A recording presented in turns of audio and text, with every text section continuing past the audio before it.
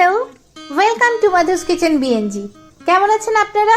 কি আমরা শিখবো বেরেস্তা কি করে বানাতে হয়। দেখুন কিছুক্ষণ রাখার পর বেরেস্তাটা কি সুন্দর তৈরি হয়ে গেছে, একদম গোল্ডেন ব্রাউন কালার হয়ে গেছে। বেরেস্তা বানানোর জন্য 6টা বড় বড় পেঁয়াজ এরকম সরু লম্বা করে কেটে নিয়েছি।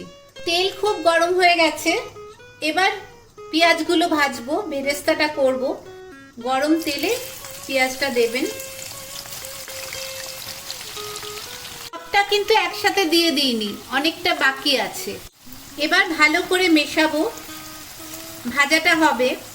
ভাজাটা হতে একটু সময় লাগবে, আপনারা অনেকটা সময় লাগবে বলাতে এইভাবে বসিয়ে কিন্তু চলে যাবেন না, তাহলে কিন্তু নিচের পেঁয়াজটা পুড়ে যাবে।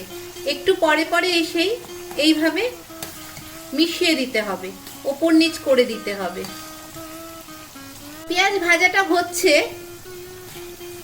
দেখুন যেই একটু কালার আসতে শুরু করেছে, পিঙ্ক কালারটা বেশি হচ্ছে, ব্রাউন এখনো হয়নি, কিন্তু কালারটা যেই ধরতে শুরু করেছে আমি কমিয়ে দেব। আগে হাই ফ্লেমে ছিল, এখন এটা মিডিয়াম টু লোতে করে দিলাম।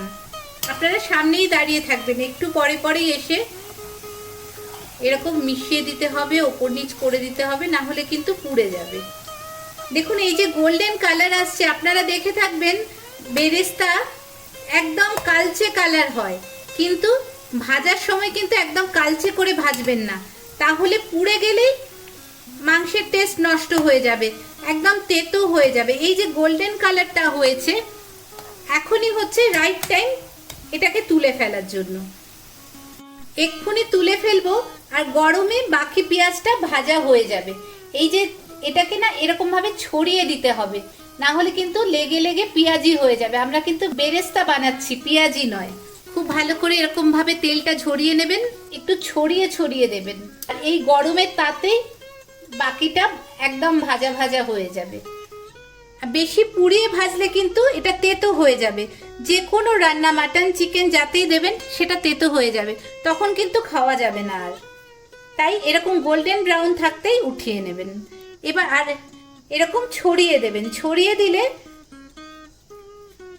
সুন্দর ভাবে এটা, এই যে বেরেস্তা এরকম ভাবে দেয় সেই ব্যাপারটা হবে। এই বাকি পেঁয়াজ কুচিটাও এর মধ্যে দিয়ে দেব। দুবারে বা তিনবারে এইভাবে ভাজবেন, অনেকটা একসাথে দিয়ে দেবেন না, তাহলে কিন্তু পেঁয়াজটা খুব ভালো করে এরকম ভাজা হবে না।